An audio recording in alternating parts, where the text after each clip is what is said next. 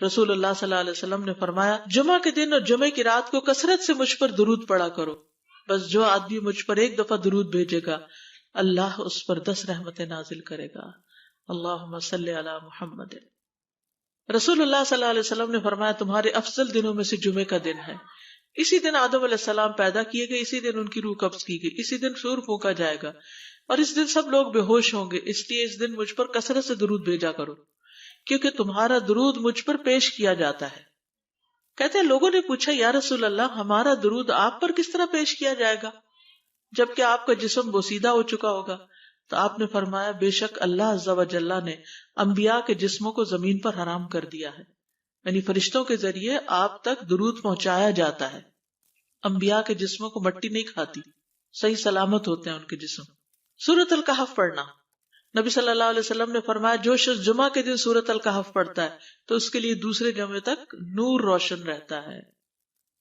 غسل کرنا، ہر بالغ پر جمعہ کے لیے جانا ضروری ہے، اور ہر وہ شخص جس پر جمعہ کے لیے جانا ضروری ہے اس پر غسل ہے، یعنی اس کو لازمی غسل کرنا چاہیے، اللہ یہ کہ کوئی مجبوری ہو۔ تو آپ اپنا اسکیڈول اس طرح بنائیں نا کہ جیسے اگر آپ ہر روز نہاتے ہیں پھر تو کوئی مسئلہ نہیں، لیکن اگر آپ ایک دن چھوڑ کے ایک دن نہاتے ہیں تو آپ پھر اس طرح اسکیڈول کریں کہ جیسے آپ منڈے کو نہائے، پھر وینسڈے کو نہائے، پھر جمعے کو نہائے، پھر آپ سیٹرڈے سنڈے اگر نہیں بھی نہاتے پھر منڈے، تو اس طرح آپ جمعے کو مس نہیں کریں گے۔ یہ نہیں کہ جمعرات کو نہا کے جمعہ کو چھوڑ دیا یا جمعہ چھوڑ کے ہفتے کو نہائے، ایسا نہیں کرنا چاہیے۔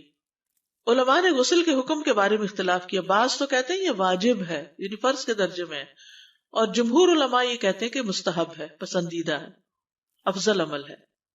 حدیث میں آتا ہے جس نے جمعے کے دن وضو کیا اس نے اچھا کیا، اور جس نے غسل کیا تو یہ افضل ہے۔ صفائی میں مبالغہ ہوتی نا، ویکلی صفائی آپ کو کرنی ہوتی ہے، یعنی جیسے ناخن وغیرہ کاٹتے ہیں یا پھر اپنے زائد بال وغیرہ اتارتے ہیں، تو یہ سب چیزیں اگر جمعے کے دن ہو تو زیادہ بہتر ہے۔ نبی صلی اللہ علیہ وسلم نے فرمایا جو شخص جمعے کے دن اچھی طرح غسل کرے، اچھی طرح سنوار کر وضو کرے، اپنے بہترین لباس میں سے پہنے، یعنی جمعے کے دن باقی دنوں کی نسبت اچھا لباس پہنے، اللہ نے اس کی قسمت میں گھر والوں کی جو خوشبو لکھی ہو وہ لگا لے، یعنی گھر میں جو بھی خوشبو ہے، پھر جمعہ پڑھنے آئے تو لغو کام نہ کرے، 2 آدمیوں کے درمیان جدائی نہ کرے، یعنی 2 لوگ بیٹھے ان کے بیچ میں گھس کے بیٹھ جائے۔ اس جمعے اور دوسرے جمعے کے درمیان کے پورے ہفتے کے گناہ معاف کر دیے جاتے ہیں۔ پھر مسواک کرنا، جمعے کی سنتیں بتاتے ہوئے آپ نے فرمایا اور تم پر مسواک کرنا لازم ہے۔ اچھا لباس پہننا، نبی صلی اللہ علیہ وسلم نے فرمایا اگر ممکن ہو تو جمعہ کے لیے اپنے کام کاج کے کپڑوں کے علاوہ 2 کپڑے اور بنا رکھنے میں کیا حرج ہے، اسپیشل ڈریس رکھے جو جمعے کو ہی پہن لے۔ خوشبو لگانا، یعنی خوشبو لگائے، حدیث میں آتا ہے چاہے وہ عورت کی خوشبو سے ہو، یعنی آپ کی اپنی نہیں بیوی کی خوشبو پڑی ہو وہی لگا لو، لیکن لگاؤ۔ تیل لگانا، جو شخص جمعہ کے دن غسل کرے اور جس قدر ممکن ہو پاکیزگی حاصل کرے اور اپنے تیل میں سے تیل لگائے یا اپنے گھر کی خوشبو میں سے خوشبو لگائے، پھر نکلے کہ 2 آدمیوں کے درمیان تفریق نہ کرے، جتنی مقدرہ نماز پڑھ لے، اور جب امام بات کرے تو خاموش رہے، اس جمعے سے لے کر دوسرے جمعے تک اس کے گناہ بخش دیے جاتے ہیں۔ جمعہ کا وقت، سورج ڈھلتے ہی جمعہ پڑھنا، سورج ڈھلتے ہی جمعہ پڑھنا، اول وقت جمعہ پڑھنا، بہت لیٹ نہیں کرنا چاہیے۔ ایاس بن سلمہ بن عقبہ اپنے والد سے روایت کرتے ہیں، انہوں نے کہا کہ ہم رسول اللہ صلی اللہ علیہ وسلم کے ساتھ جمعے کی نماز پڑھ کر واپس لوٹتے تھے تو دیواروں کا سایہ اتنا نہیں ہوتا تھا کہ ان سے اپنے آپ کو سایہ مہیا کیا جا سکے، یعنی ابھی سورج بہت تھوڑا ڈھلا ہوتا تھا۔ ہاں، گرمی کی شدت میں تاخیر کی اجازت ہے۔ مسجد میں داخلہ، مسجد کی طرف جلدی نکلنا، تحیت المسجد ادا کرنا۔ عمر بن دینار کہتے ہیں انہوں نے جابر رضی اللہ عنہ کو کہتے ہوئے سنا کہ ایک شخص جمعہ کے دن مسجد میں داخل ہوا اس حال میں کہ نبی صلی اللہ علیہ وسلم خطبہ دے رہے تھے، تو آپ نے فرمایا کیا تم نے نماز پڑھی؟ اس نے کہا نہیں، تو آپ نے فرمایا کھڑے ہو 2 رکعتیں پڑھو۔ اب یہ بڑا اہم مسئلہ ہے، مسجد میں داخل ہو چاہے خطبہ ہو رہا ہو 2 رکعت پڑھے بغیر نہ بیٹھو، ٹھیک ہے؟ اور یہ کیا ہے؟ دراصل تحیت المسجد، یہ جمعے کی سنتیں نہیں ہیں، یہ کیا ہے؟ تحیت المسجد ہے، اور مختصر پڑھی جائیں، یعنی امام جب خطبہ دے رہا ہو تو چاہیے کہ 2 رکعتیں پڑھے اور دونوں میں اختصار کرے۔ نماز سے قبل حلقہ بنانے کی ممانعت، مثلا آپ جلدی چلے گئے تو یہ نہیں کہ ایک گروپ بنا کے آپس میں گپ شپ شروع کر دیں، نہیں، سیدھے ہی لائنوں میں بیٹھیے۔ انتظار کا وقت کیسے گزاریں گے؟ نفل پڑھ کے بیٹھ گئے، ذکر اذکار کریں، قبلے کی طرف رخ کر کے لائنوں میں بیٹھیں، حلقہ نہیں بنائیں، بیٹھ کے خرید و فروخت نہیں کریں، تاخیر سے آنے پہ گردنیں پھلانگ کے نہ آگے جائیں۔ رسول اللہ صلی اللہ علیہ وسلم نے فرمایا ٹیک لگا کے مت کھاؤ، یہ عام ایک ادب بتایا، یعنی اس طرح ٹیک لگا کے نہیں کھاؤ، کھانے کے وقت سیدھے ہو جاؤ۔ چھنے ہوئے آٹے کی روٹی نہ کھاؤ، میدا۔ مسجد میں کوئی جگہ مقرر نہ کرو کہ یہ میری جگہ ہے، آپ کیوں آج یہاں کھڑی ہو گئی، کہ تم اسی میں ہی نماز پڑھو۔ کچھ لوگ ہوتے ہیں نا آ کے مخصوص جگہ ہی پڑھتے ہیں، اگر کوئی اور وہاں ڈسٹرب ہو جاتے ہیں۔ اور جمعہ کے دن لوگوں کی گردنیں نہ پھلانگو، ورنہ اللہ تمہیں قیامت کے دن لوگوں کے لیے پل بنا دے گا۔ کیونکہ بہت اذیت کی بات ہے نا، آپ بیٹھے ہیں لوگ باقاعدہ بازو کا کندھوں پہ ہاتھ رکھ کے اس کو تنگ کر اس کو تنگ کر، تو یہ نہیں کرنا چاہیے۔ اگر آپ کو اٹھنا بھی پڑ گیا بیچ میں تو واپسی پہ پیچھے کھڑے ہو جائیے، اگلی لائن مل جائے گی۔ جی یہ تو بہت ضروری بات آپ نے کی کہ جب لوگ مسجد آئے تو پہلی صف میں بیٹھیں، یہ نہیں پہلی چھوڑ کے آخری میں بیٹھ جائیں اور پھر لوگ ان کی گردنیں پلانگتے رہیں، دوسروں کے لیے فتنہ بننا۔ جابر بن عبداللہ رضی اللہ عنہ سے روایت ہے کہ جمعے کے دن رسول اللہ صلی اللہ علیہ وسلم خطبہ ارشاد فرما رہے تھے کہ ایک آدمی مسجد میں داخل ہوا، وہ قریب آ کر بیٹھنے کے لیے لوگوں کے اوپر سے گزرنے لگا۔ رسول اللہ صلی اللہ علیہ وسلم نے فرمایا بیٹھ جاؤ، تحقیق تم نے لوگوں کو تکلیف پہنچائی اور دیر سے آئے۔ یہ عربی کے الفاظ بڑے خوبصورت ہیں، اجلس فقد آذیت و آنیت، کتنی جامع زبان ہے یہ۔ اجلس فقط آذیت، تو نے اذیت دی، و آنیت، اور دیر سے آئے۔ ہاں تو اس سے منع کیا گیا۔ کسی کو اس کی جگہ سے نہ اٹھانا۔ جابر رضی اللہ عنہ نبی صلی اللہ علیہ وسلم سے روایت کرتے ہیں، آپ نے فرمایا تم میں سے کوئی شخص جمعہ کے دن اپنے بھائی کو کھڑا نہ کرے کہ پھر دوسری طرف سے آ کر اس کی جگہ پہ خود بیٹھ جائے، بلکہ جو آئے وہ کہے جگہ کشادہ کرو، بھی ہمارے لیے بھی جگہ بناؤ، یہ کہے۔ خطبہ جمعہ اور اس کے آداب۔ خطبہ جمعہ کی اہمیت، جب اذان ہو جائے تو کیا کرے انسان؟ مسجد کی طرف دوڑ پڑے۔ تو مسجد میں جماعت تو نہیں ہو رہی ہوگی، پہلے کیا ہو رہا ہوگا؟ خطبہ ہو رہا ہوگا۔ امام کا خطبے سے پہلے سلام کرنا۔ نبی صلی اللہ علیہ وسلم جب ممبر پر چڑھتے تو حاضرین کو السلام علیکم کہتے۔ امام کا کھڑے ہو کر خطبہ دینا۔ رسول اللہ صلی اللہ علیہ وسلم کھڑے ہو کر خطبہ دیتے، پھر بیٹھ جاتے، پھر کھڑے ہوتے اور کھڑے ہو کر خطبہ دیتے، یعنی بیچ میں تھوڑا سا بیٹھ بھی جاتے تھے۔ جس نے تمہیں یہ خبر دی کہ آپ بیٹھ کر خطبہ دیتے تھے تو تحقیق اس نے جھوٹ بولا، بس یقیناً اللہ کی قسم میں نے آپ کے ساتھ 2000 سے زائد نمازیں پڑھی ہیں، یعنی جن میں بہت سے جمعے بھی آئے ہیں، تو ایسا کچھ نہیں۔ امام کا 2 خطبے دینا، یعنی کھڑے تھے پہلے، پھر ذرا بیٹھ گئے، پھر دوسری دفعہ اٹھے تو یہ 2 خطبے ہو گئے۔ مختصر خطبہ دینا۔ آپ کے خطبات چند کلمات ہوا کرتے تھے، بہت لمبی تقریریں نہیں، آپ کا خطبہ درمیانہ ہوتا تھا۔ نبی صلی اللہ علیہ وسلم نے فرمایا آدمی کا نماز کو لمبا کرنا اور خطبے کو مختصر کرنا اس کی سمجھداری کی علامت ہے۔ بس نماز لمبی کرو اور خطبہ مختصر کرو، کیونکہ بعض بیان جادو جیسا اثر رکھتے ہیں، یعنی تھوڑا بھی بات کرو گے تو دل میں چلی جائے گی۔ نماز پہ زیادہ توجہ۔ نبی صلی اللہ علیہ وسلم کا خطبے میں سورۃ قاف پڑھنا۔ حارثہ بن نعمان کی بیٹی سے روایت ہے، کہتی کہ میں نے سورۃ قاف رسول اللہ صلی اللہ علیہ وسلم سے سن کر حفظ کر لی۔ آپ ہر جمعے کو خطبے میں پڑھا کرتے تھے۔ سامعین کا امام کی طرف رخ کرنا، یعنی جمعے کے دن یہ نہیں کہ آپ کرسی لگا کے کسی اور طرف منہ کر کے بیٹھ جائیں اور جب جماعت ہو تو پھر صف میں کھڑے، نہیں، آپ صف میں بیٹھے ہو، کس طرف منہ ہو؟ قبلہ رخ ہو، امام سامنے ہی ہوگا نا قبلے کی طرف۔ ایک صحابی کہتے کہ جب آپ ممبر پہ چڑھتے تو ہم اپنے چہروں کے ساتھ آپ کی طرف متوجہ ہوتے، ادھر ادھر نہیں دیکھتے تھے خطبے کے دوران۔ امام کے قریب بیٹھنا۔ اللہ کے نبی صلی اللہ علیہ وسلم نے فرمایا ذکر میں حاضر ہوا کرو، یعنی خطبہ میں، اور امام کے قریب بیٹھا کرو، بے شک آدمی دور ہوتا رہتا ہے حتیٰ کہ وہ جنت میں بھی پیچھے ہی ہوگا اگرچہ وہ اس میں داخل بھی ہو جائے۔ یہ تاخیر کی اتنی مذمت ہے۔ خاموشی سے خطبہ سننا، یعنی بات نہیں کرنی چاہیے، کوئی اہم بات بھی نہیں پوچھنی چاہیے۔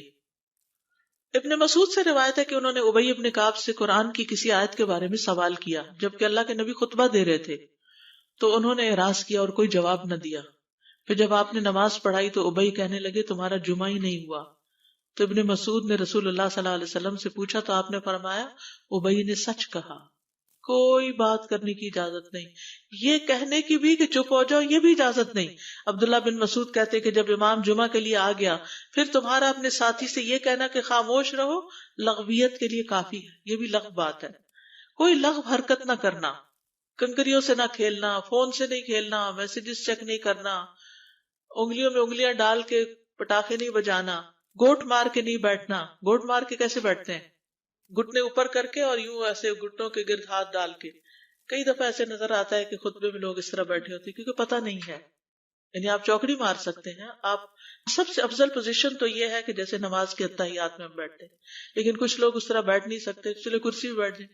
اگر کرسی نہیں ہے، نیچے بیٹھے ہیں تو چوکڑی مار کے بیٹھ جائیں، مگر ٹانگیں اس طرح پیٹ کے ساتھ لگا کے گھٹنوں پہ ہاتھ کو بل دے کے اس طرح نہیں بیٹھے. اگر مجبوری ہے تو وہ اور بات ہے، لیکن یہ کہ بلا وجہ نہیں کرنا چاہیے کیونکہ ادب کے خلاف ہے. اونگ آنے پر جگہ بدلنا. نبی صلی اللہ علیہ وسلم نے فرمایا اگر جمعہ کے دن کسی کو مسجد میں اونگ آنے لگے تو اپنی اس جگہ کو دوسری جگہ سے بدل لے. کہ بعض اوقات ایسا ہوتا ہے نا، خطبے کے وقت بڑی سکینت ہوتی ہے اور آخری خطبہ تو آپ نیند میں ہی سنتے ہیں. نماز جمعہ کی رکعت 2 رکعت ہے فرض بس. جمعہ کی نماز 2 رکعتیں ہیں اور ان دونوں میں قرات ہوتی ہے. نبی صلی اللہ علیہ وسلم جمعے میں سب اسم ربک الاعلی اور حل اتا کا حدیث الغاشیہ پڑھتے. کبھی جمعہ اور عید کٹھے ہو جاتے تب بھی دونوں نمازوں میں یہی صورت پڑھتے تھے. ٹھیک ہے. اسی طرح صبح کی نماز میں جمعے کے دن الف لام میم التنزیل اور حل اتا علی الانسان کی قرات کرتے اور نماز جمعہ میں سورۃ الجمعہ اور منافقین کی تلاوت کرتے. یعنی یہ بھی ملتا ہے. فرض کے بعد 2 رکعت پڑھنا. عبداللہ بن عمر سے روایت ہے انہوں نے رسول اللہ صلی اللہ علیہ وسلم کی نفل نماز کو بیان کیا اور کہا کہ آپ جمعے کے بعد کوئی نفل نماز نہیں پڑھتے تھے حتیٰ کہ واپس تشریف لے جاتے پھر اپنے گھر میں 2 رکعت پڑھتے تھے. اب جو لوگ گھر نہیں جاتے تو پھر وہیں پر وہ پڑھ لیتے ہیں، ورنہ آپ صلی اللہ علیہ وسلم اپنی سنتیں وغیرہ گھر میں پڑھتے تھے. اور اسی طرح 4 بھی پڑھی جا سکتی، 2 بھی ہیں 4 بھی ہیں. آپ صلی اللہ علیہ وسلم نے فرمایا جب تم میں سے کوئی جمعہ پڑھ چکے تو اس کے بعد 4 رکعتیں پڑھے. یہ آپ کا حکم ہے. تو جب آپ کا 2 چیزیں ہوتی ہیں سمجھنے کے لیے، ایک آپ کا فعل ہوتا ہے اور ایک آپ کا حکم ہوتا ہے. تو ہمارے لیے کیا ہے؟ جو آپ کا حکم ہو. جمعے کے بعد کوئی اور نماز پڑھنے سے پہلے گفتگو کرنا، یعنی سنت پڑھنے سے پہلے گفتگو کرنا. اسما بن مالک سے مرفوعاً روایت ہے کہ جب تم میں سے کوئی آدمی جمعہ کی نماز پڑھے تو اس کے بعد اس وقت تک کوئی نماز ادا نہ کرے جب تک کسی سے کلام نہ کرے یا اس جگہ سے نکل نہ جائے. پہلے منع تھا، اب کوئی نہ کوئی بات کر لینی چاہیے. نہیں سمجھ آئی؟ یعنی جمعہ پڑھ لیا آپ نے اور پھر کسی سے آپ سلام دعا کر لیں، اس کے بعد سنت پڑھیں یا نفل جو بھی. ٹھیک ہے. اور گھر جانا ہے تو گھر جا کے پڑھیں، اور اگر گھر نہیں جانا، کام پہ جانا ہے تو ادھر ہی پڑھ کے چلے جائیں. کتنا پیارا ہے ہمارا دین کہ اتنا لمبا بھی چپ کا روزہ نہیں رکھوایا. بالکل. عاصم سے روایت ہے، وہ ابو قلابہ سے نقل کرتے ہیں، میں نے ان کے ساتھ جمعہ کی نماز پڑھی. جب میں نے اپنی نماز پوری کر لی انہوں نے میرے ہاتھ کو پکڑا اور میری جگہ پر کھڑے ہوئے اور مجھے اپنی جگہ پہ کھڑا کیا. وہ جو ہم چینج کرتے ہیں نا جگہ، وہ اس کی بات ہو رہی ہے. یعنی جمعے کے بعد کوئی اور نماز پڑھنے سے پہلے بات بھی کر لینا، جگہ بھی تبدیل کرنا. لیکن اگر کچھ لوگ پہلے سے ہی آپ کی سنتیں شروع کر چکے اور کوئی چینج کرنے والا نہیں تو پھر پڑھ لیجئے. یعنی یہ مستحب اعمال ہے، ان میں ایسا نہیں کہ کوئی گناہ لازم ہو جائے گا، لیکن افضل یہ ہے، افضل سے اجر زیادہ ہو جاتا ہے. جمعہ کے دیگر احکام. 1 رکعت پانے پر بھی جمعہ ادا ہو جاتا ہے. یعنی اگر کسی کو رش مل گیا، پارکنگ نہیں ملی اور 1 رکعت میں بھی پہنچ گیا تو جمعہ ہو گیا. امام سے دعا کا کہنا. انس کہتے ہیں کہ 1 سال نبی صلی اللہ علیہ وسلم کے عہد میں لوگ قحط میں مبتلا ہوئے. جمعہ کے دن میں نبی صلی اللہ علیہ وسلم کے خطبہ پڑھنے کے دوران میں ایک اعرابی کھڑا ہو گیا. کہا یا رسول اللہ، مال تباہ ہو گئے، بچے بھوکے مرنے لگے، اس لیے آپ اللہ سے ہمارے حق میں دعا کیجیے. آپ نے اپنے دونوں ہاتھ اٹھائے. اس وقت آسمان پر بادل کا ایک ٹکڑا بھی نہیں تھا.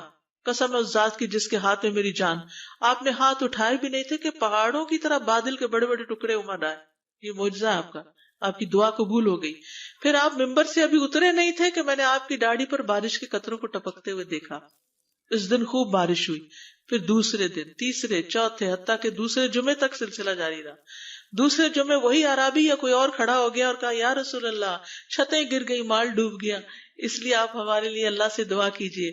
چنانچہ آپ نے اپنے دونوں ہاتھ اٹھائے اور فرمایا اے میرے اللہ، ہمارے ارد گرد برسا، ہم پر نہ برسا. اور بدلی کے جس طرف اشارہ کرتے وہ بدلی ہٹتی جاتی اور مدینہ ایک حوض کی طرح ہو گیا. وادی کنات 1 مہینے تک بہتا رہا. جو شخص بھی کسی علاقے سے آتا تو اس پر بارش کا حال بیان کرتا، جیسے ہوتا ہے نا کوئی فلڈ آ جائے یا کچھ ہریکین تو پھر ہر کوئی موضوع گفتگو ہو جاتا ہے. جمعہ کے بعد قیلولہ کرنا. انس کہتے ہیں کہ ہم لوگ جمعہ کے دن سویرے نکلتے اور جمعہ کی نماز کے بعد قیلولہ کرتے تھے. جمعہ کے بعد کھانا کھانا. سہل کہتے ہیں کہ ہم نہ تو قیلولہ کرتے نہ دوپہر کا کھانا کھاتے مگر جمعے کے بعد. لنچ کب ہے؟ جمعے کے بعد. جمعے کو قیام و سیام کے لیے خاص کرنے کی ممانعت ہے، یعنی اس دن کی رات کو شب جمعہ منانا کہ اس رات پوری عبادت کریں گے، یہ سنت سے ثابت نہیں. ٹھیک ہے. اور دن کو روزے کے لیے خاص کرنا یہ بھی سنت سے ثابت نہیں، الا یہ کہ کوئی معمول کا روزہ رکھتا ہے، ایام 20 کا روزہ ہے تو وہ اور بات ہے. ابو ہریرہ سے روایت ہے کہ میں نے رسول اللہ صلی اللہ علیہ وسلم کو فرماتے ہوئے سنا، تم میں سے کوئی شخص جمعہ کے دن روزہ نہ رکھے مگر یہ کہ اس کے ایک دن پہلے یا اس کے بعد کا دن ملا کر روزہ رکھے. جمعہ کے دن خرید و فروخت کی ممانعت ہے. جمعہ کے دن جب نماز کے لیے پکارا جائے تو اس وقت اللہ نے خرید و فروخت سے منع کیا ہے. وَذَرُوا الْبَيْعَ، اس دن کاروبار حرام ہے. اور یہ جمعے کی دوسری اذان کے ساتھ تعلق رکھتا ہے، یعنی صبح صبح کام کر سکتے ہیں لیکن اذان ہوتے ہی چھوڑ دیں، اور جب پھر جمعہ سے فارغ ہو جائے تو دوبارہ دکان پہ جا کے بیٹھ جائیں. جابر بن عبداللہ کہتے ہیں کہ نبی صلی اللہ علیہ وسلم جمعہ کے دن خطبہ ارشاد فرما رہے تھے کہ مدینہ میں ایک تجارتی قافلہ آیا.